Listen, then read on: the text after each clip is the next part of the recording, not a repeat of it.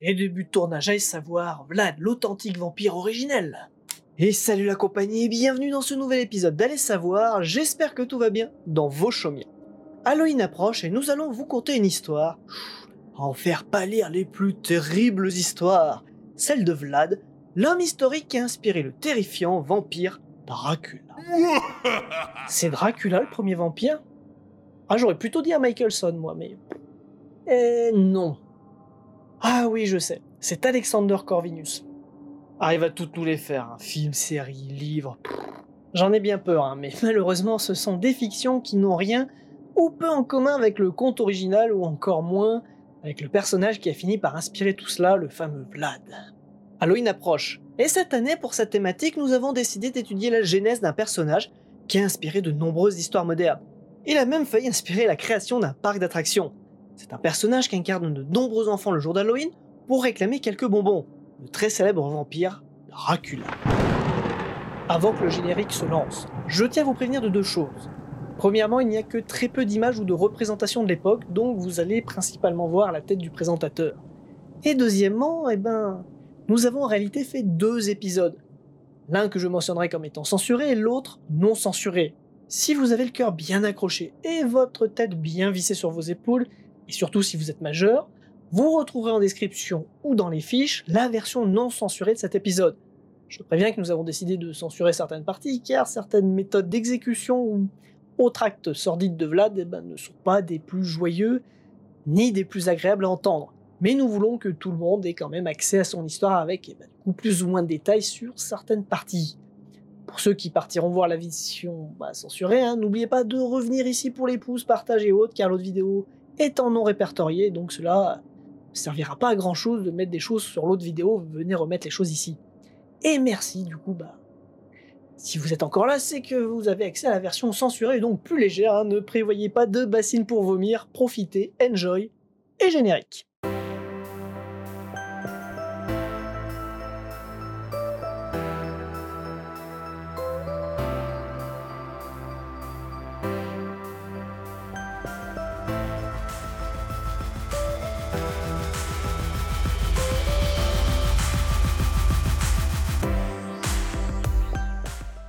Le conte de Dracula est un personnage littéraire créé par Bram Stoker et est inspiré d'un personnage historique prénommé Vlad Dracula, dit l'Empaleur. Dracula signifie en valaque le diable ou le fils du diable. Je sais que certains me diront que cela veut dire dragon parce que son père a fait partie de l'ordre du dragon. En effet, les mots roumains pour diable et dragon sont très similaires, mais dans les textes d'époque c'est bien dans le sens diable, fils du diable, que cela est indiqué. Bref, on comprend alors aisément que le personnage historique derrière le personnage de fiction n'est pas un enfant de cœur. Selon certains auteurs de l'époque, c'est un des plus grands tyrans que ce monde ait connu. Notre histoire fait que nous l'avons quelque peu oublié, mais comme c'est souvent le cas, la réalité est complexe car Vlad est un personnage avec de multiples visages. Et avant de commencer son histoire, faisons un point sur le contexte. Vlad est issu de la dynastie des Bassarabes, fondée par Bassarab Ier en 1320 de notre ère. Cette dynastie règne sur la principauté de Valachie. Ce territoire, avec celui de la Transylvanie et celui de la Moldavie, formeront la Roumanie. L'histoire des ancêtres de Vlad est tout aussi intéressante. Globalement, la Valachie est un territoire important car elle contrôle en partie le Danube, sans oublier quelques mines d'or et d'argent. Autour de ce territoire, deux empires font pression, l'Empire hongrois et l'Empire ottoman. Au passage, l'Empire ottoman ne lorgne pas que sur la Valachie, mais sur toute la région. Par exemple, la Bulgarie a été conquise assez récemment par les Ottomans. Ils ne comptent pas s'arrêter en si bon chemin. Constantinople est d'ailleurs parfois assiégée et finira par chuter. Du coup, les ancêtres de Vlad ont essayé de sustenter les deux empires, le hongrois et l'ottoman, afin d'essayer de continuer d'exister. Il y aura cependant des luttes intestines dans cette dynastie pour savoir qui dirige. En effet, à un moment donné, la dynastie s'est divisée en deux. La descendance de deux frères, Dan Ier et Mircea Ier, se disputèrent le pouvoir et il y aura pas mal de conflits internes. Et petit point à rajouter, cette dynastie est chrétienne orthodoxe. Et vu l'époque, nous sommes dans une période de croisade. Du coup, l'église et le pape font partie intégrante des protagonistes de l'époque. Du coup, voilà, vous avez quelques bases pour mieux comprendre la suite. Passons maintenant à Vlad en commençant l'histoire de cet homme par le début. Vlad Dracula, fils de Vlad Dracul, est né entre 1429 et 1436. Nous ne connaissons pas la date précise et du coup l'endroit va dépendre un petit peu de là où se trouvaient ses parents. S'il est né entre 1429 et 1430, autant vous le dire, on ne sait pas trop où il a pu naître parce qu'on ne sait pas où étaient ses parents. Vous vous rappelez des fameuses luttes intestines dans la famille, tout ça? Et ben voilà, là on est en plein dedans, hein. Et puis on retrouve les traces de son père qui est en exil dans la ville de Sigisoara, en Transylvanie, entre 1431 et l'automne 1436. Donc il y a de fortes probabilités qu'il soit né dans cette ville-là, mais sans qu'on en ait quelconque preuve. Vlad a 2 frères et une sœur. Il est le deuxième enfant et garçon de la famille. À partir de 1437, Vlad Dracul récupère enfin le trône de la Valachie. C'est la fin de l'exil, et c'est à ce moment-là qu'on retrouve le premier écrit parlant de son deuxième fils, Vlad Dracula. Bon, je vous passe la vie de Vlad Dracul, même si c'est une histoire extrêmement intéressante et pleine de rebondissements, avec en principaux protagonistes les Ottomans, les Hongrois, la Valachie, sans oublier le pape qui tire quelques ficelles ci et là. Vlad Dracul perdit son trône en 1442 et tenta désespérément de s'allier aux Turcs, mais celui-ci finit derrière les barreaux ottomans. Je précise aussi que l'Empire ottoman est aussi appelé l'Empire turc qui a donné le pays de la Turquie d'aujourd'hui. On va souvent dire ottoman ou turc. En 1444, Mourad II, le sultan, est un peu en difficulté et il fit ressortir Vlad de prison afin de le mettre sur le trône de la Valachie. Vlad est à la tête d'une toute petite armée ottomane pour reprendre le pouvoir en Valachie détenu alors par un cousin de l'autre branche de la dynastie des Bassarabes. Une fois de nouveau sur le trône de Valachie, le sultan Mourad II demande de l'argent, mais aussi un otage pour conclure la paix. Forcément, Vlad Dracul ne compte pas envoyer son fils aîné. Du coup, c'est Vlad Dracula et Radu, le troisième fils, qui furent envoyés. Mais les Hongrois firent faux bond car une semaine après ce fameux traité de paix, ils jurèrent au pape de rentrer en guerre contre les Turcs. Ainsi, Vlad avait envoyé ses 2 enfants pour rien. La guerre reprenait. Dans le doute, le sultan les envoya de l'autre côté de son empire pour éviter que les otages soient récupérés. Vu qu'il avait rempli toutes les conditions du sultan, Vlad décida de ne pas rentrer en guerre contre le sultan, mais afin de ne pas froisser l'église et les Hongrois, il décida de mettre à disposition 7000 cavaliers conduits par son fils aîné. Malheureusement, en une bataille, les espoirs des chrétiens furent réduits à néant. Le roi de Hongrie et de Pologne mourut, le cardinal fut disparu et Mircea, le premier fils de Vlad Dracul, battit en retraite après avoir reçu un message du sultan proférant quelques menaces envers ses 2 autres frères captifs. Après quelques autres batailles, une paix est à nouveau signée entre la Valachie et les Ottomans. Mais c'est avec les Hongrois qu'un conflit apparaît au sujet des monnaies utilisées. Le régent hongrois attaque la Valachie. Il parvient à capturer Vlad Dracul et son fils aîné. Les 2 furent exécutés. C'est un autre descendant de l'autre branche des Bassarabes qui prend le contrôle de la Valachie, Vladislav II. Et du coup, revenons sur le deuxième fils de Vlad Dracul, Vlad Dracula, le personnage qui nous intéresse. Pour résumer, il a donc passé son enfance en Transylvanie, puis son adolescence en Valachie. Quant à sa début de vie d'adulte, il le passe en tant qu'otage dans l'Empire ottoman. Il parle ainsi plusieurs langues et a été au contact de différentes cultures. En 1448, la Valachie est dégarnie car Vladislav II combat les Turcs un petit peu plus loin. Le sultan donne alors à Vlad Dracula une petite armée pour qu'il aille récupérer ce qui lui revient de droit. Mais ce règne fut de courte durée. Vladislav II revint avec des hommes et chassa Vlad Dracula qui s'exila en Moldavie, une autre région roumaine. Vlad Dracula en exil aurait alors aidé l'un des dirigeants de la Moldavie, Bogdan II, à se défendre des Polonais qui attaquèrent cette région à 2 reprises. Vlad accompagna la femme et les enfants de Bogdan II qui se réfugièrent en Transylvanie sous la protection du régent de Hongrie. Cependant, Vlad ne s'entendait guère avec ce régent et repartit rapidement en Moldavie après avoir failli être capturé puis tué. Vladislav II tenta de se soustraire de l'emprise de la Hongrie en frappant sa propre monnaie. Un conflit éclata entre la Hongrie et la Valachie. La Hongrie va envahir et faire plier Vladislav II. Vlad Dracula prit alors le trône et fut présenté au roi de Hongrie comme le voïvode de Valachie, c'est-à-dire le prince de Valachie. C'est alors que la comète de Halley passe dans le ciel, un signe étant interprété comme un bon présage pour Vlad Dracula.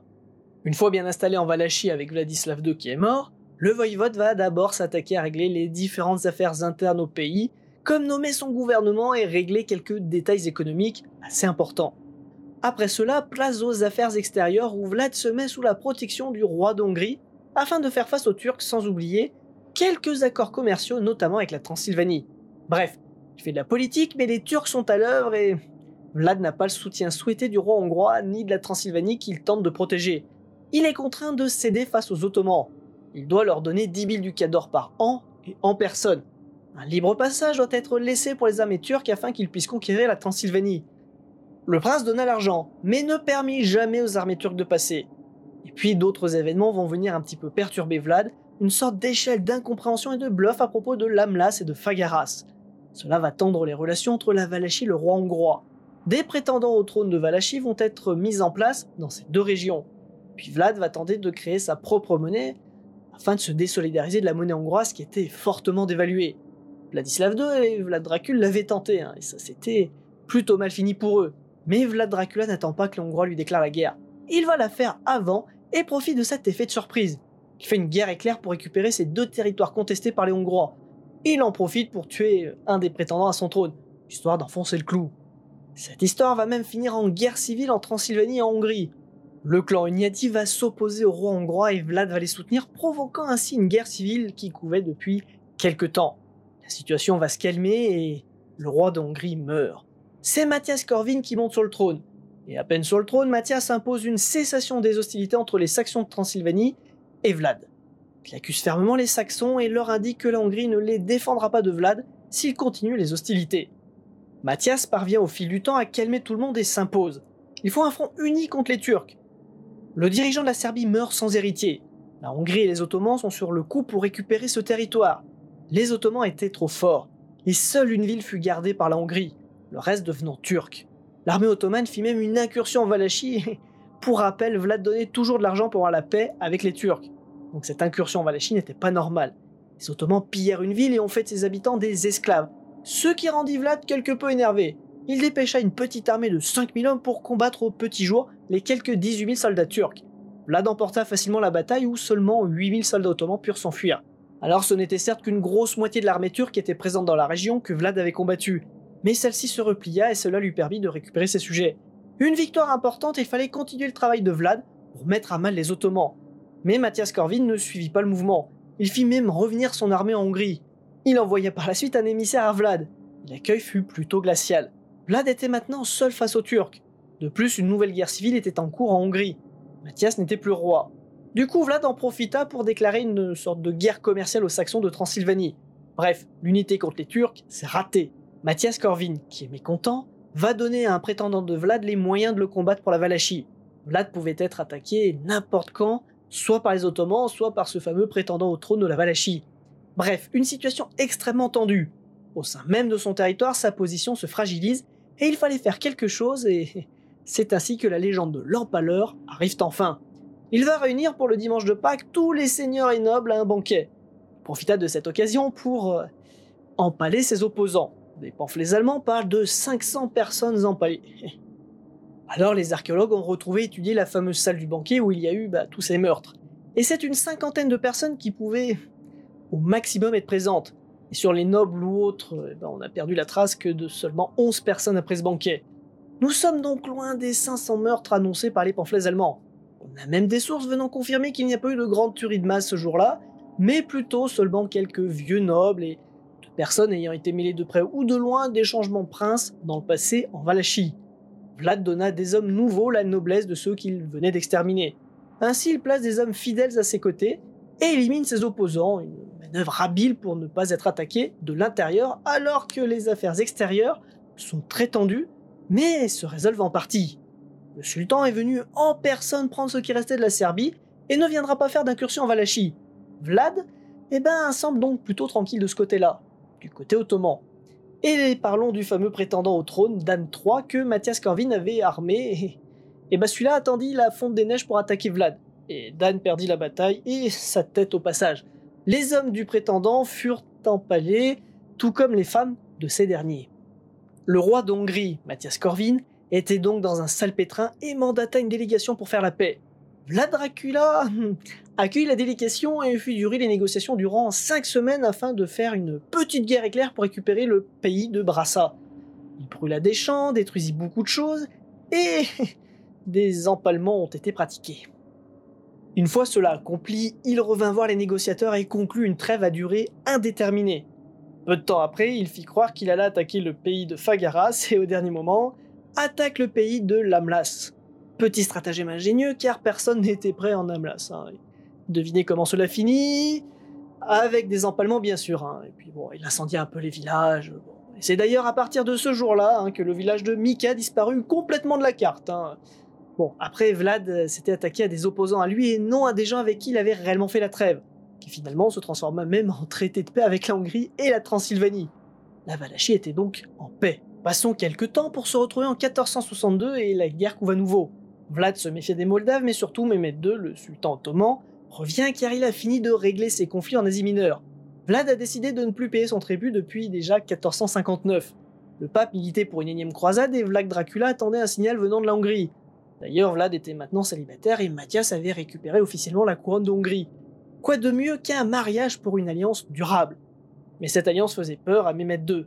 Du coup, il veut faire pression et va envoyer l'un de ses meilleurs négociateurs pour que Vlad paye les 3 années de tribut non versées avec des intérêts bien sûr dus au retard. Mais surtout, le sultan veut 500 jeunes garçons. Et devinez ce qui arrive à un négociateur qui est malvenu et qui en demande trop? Ah non, pas le bien sûr. Mais ce négociateur n'était pas venu seul. Une quarantaine de gens l'accompagnaient. Bref, vous avez compris comment eux aussi ont fini. Mais Vlad Dracula sait que la vengeance du sultan sera terrible. Du coup, la meilleure défense, c'est l'attaque et c'est ce qu'il va faire. Il va raser et tout détruire au sud du Danube afin d'en faire une zone déserte et d'impressionner les Ottomans. Ce n'est pas moins de 23 883 morts chez les Turcs. Bon, on va pas se cacher, parce que sur tous ces morts, nombreux sont des civils, dont beaucoup étaient chrétiens. Mais cela reste un coup dur pour les Ottomans. Mehmed II prépare la riposte et Vlad le sait.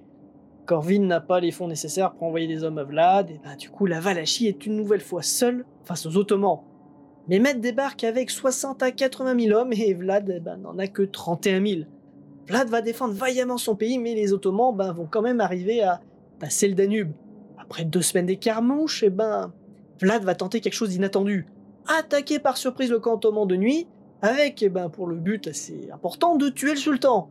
L'armée turque subit de très grosses pertes, mais le sultan réchappa. Vlad n'eut que très peu de pertes, mais porta un coup terrible à ses ennemis. Cela n'arrêta cependant pas l'avancée des Turcs. Le sultan débarqua près de la capitale de Vlad et fut surpris qu'il y trouva... il tomba sur une forêt d'environ 20 000 soldats turcs empalés. De quoi effrayer de nombreux soldats encore en vie. Vlad continua de se cacher et d'attaquer de temps à autre, notamment la cavalerie légère du sultan, mais un deuxième front va apparaître. La Moldavie va entrer en guerre contre la Valachie à l'issue de différends sur la ville de Kilia entre Vlad et Étienne, le dirigeant moldave. La Moldavie va même s'associer aux Turcs et ils vont assiéger cette ville. Après 8 jours d'assaut, ce fut un échec cuisant pour les ennemis de Vlad. Les pertes furent nombreuses, surtout du côté ottoman. Du côté moldave, le prince Étienne fut grièvement blessé, ce qui entraîna une gangrène qui finira par tuer le prince. Le siège fut levé, une nouvelle victoire pour les armées de Vlad Dracula. Bon, après les armées de Vlad continuèrent de mettre sous pression l'armée ottomane, et malgré de nombreuses pertes dans les deux camps, c'est le sultan qui sonna en premier une retraite. Une victoire pour Vlad qui, pour rappel, était en large infériorité numérique au début du conflit, n'a pas reçu d'aide et s'est même fait attaquer par les Moldaves. Bon, la victoire a un petit peu un goût amer pour Vlad, parce qu'il a subi de nombreuses pertes et son pays a été pillé, ravagé par les Ottomans. La Valachie a perdu les 2/3 de sa population pendant ce conflit. Et à ce stade-là, on oublie une personne depuis de nombreuses années. Vous vous souvenez de Radu, le 3e fils de Vlad Dracul et donc frère de Vlad Dracula. Il est toujours en vie et sert le sultan Mehmed II. Souvenez-vous, il avait été donné avec Vlad aux Ottomans, mais seul Vlad en revint. Radu resta avec les Turcs. Le but n'était pas de prendre le pouvoir par la force cette fois-ci, mais essayer de rallier les nobles de Valachie à Radu. Le frère de Vlad va arriver à convaincre certains nobles et la Transylvanie à sa cause. Vlad Dracula fut trahi par les siens et arrêté le 25 ou 26 novembre 1462 et livré au roi de Hongrie, Mathias Corvin. Mais pourquoi arrêter l'homme qui était parvenu à stopper les Turcs? Car il y avait encore du travail pour reprendre les territoires pris par les Turcs comme la Serbie. Alors certes, Vlad est un vassal un peu beaucoup gênant, mais sur le plan militaire, il est quand même bon et au vu du conflit avec les Ottomans, ce n'est pas forcément très judicieux de l'enfermer. Mais c'est comme ça, il fut arrêté et mis en prison. Surtout que Corvin avait enfin eu de l'argent du pape pour partir en croisade. Mais ça, c'était une fois que Vlad avait fait une bonne partie du boulot tout seul. Mais Corvin ne partit finalement pas en croisade, il a prétexté que Vlad aurait finalement rallié le sultan pour occuper et diriger la Hongrie et la Transylvanie. Pure propagande du roi d'Hongrie pour faire croire que même s'il n'y avait pas eu de croisade, il a permis d'éviter que la Valachie, la Hongrie et la Transylvanie ne deviennent ottomanes à cause d'une trahison de Vlad Dracula. Surtout qu'il était toujours question pour Vlad Dracula d'épouser une fille du roi d'Hongrie, donc qui a trahi qui Bref, passons de 1462 à 1475, parce que Dracula est en prison, soit quand même 13 années derrière les barreaux. Le 18 juillet 1475, Vlad Dracula sort de prison car Mathias Corvin a besoin de lui pour combattre les Ottomans. Il le refait voïvode de Valachie, mais c'en est un autre, Bassarab III, qui est sur le trône. Les Ottomans se font pressants et Bassarab III vient de signer une paix avec Mathias Corvin. Du coup, Vlad Dracula va d'abord aider à combattre les Ottomans.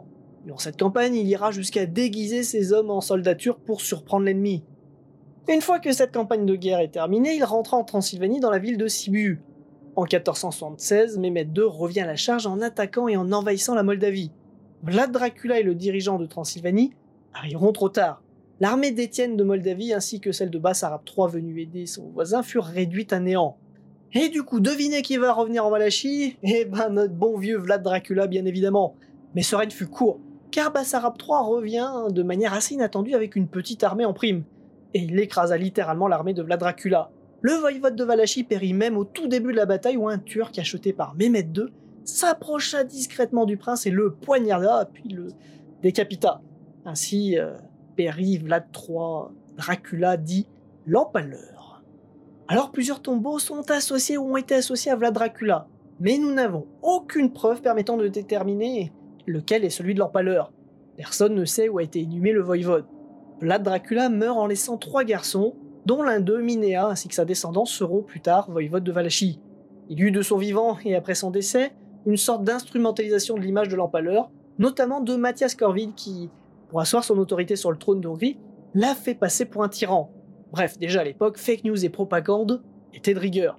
Alors certes, beaucoup de personnes furent empalées, ça on peut pas lui enlever, mais il se retrouva tout seul et en sous-nombre face aux Turcs, pendant que Mathias Corvin gérait quelques problèmes, tentait de s'imposer en Hongrie, et attendait des sous du pape pour partir en guerre. Au final, Vlad Dracula fait le taf et Corvin se prend les pieds dans le tapis, et au lieu de mettre un coup d'arrêt à Mehmed II, il emprisonne Vlad Dracula. Bref, empaleur oui, tyran, c'est plus nuancé. Disons qu'il a toujours voulu défendre son territoire, quoi qu'en soit le prix. Fin stratège et politicien, il n'était pas plus cruel que son ennemi Mehmed II, par exemple. En 1918, il fut érigé comme un héros national ayant combattu les intérêts de la Roumanie face à l'Empire ottoman. Bref, voilà l'histoire de Vlad Dracula. Mais du coup, comment on en est arrivé de Vlad Dracula, personnage fort intéressant, à Dracula, père des vampires ? Eh ben oui, bonne question, parce que moi je m'attendais à ce qu'il boive au moins le sang de ses ennemis, là c'est un peu décevant quand même. Eh ben rendez-vous la semaine prochaine dans l'épisode court, car c'est une autre histoire et celle-ci est déjà bien assez longue. Sur cette merveilleuse histoire d'empalement, merci à vous de nous avoir suivis. Et n'oubliez pas de mettre les pouces bleus, les pouces rouges, les commentaires, les partages. Merci à vous. Alors entre nous, au vu du personnage, je pense que Vlad Dracula devait adorer les barbecues. Surtout les brochettes, Bref, merci à vous. Fin de tournage.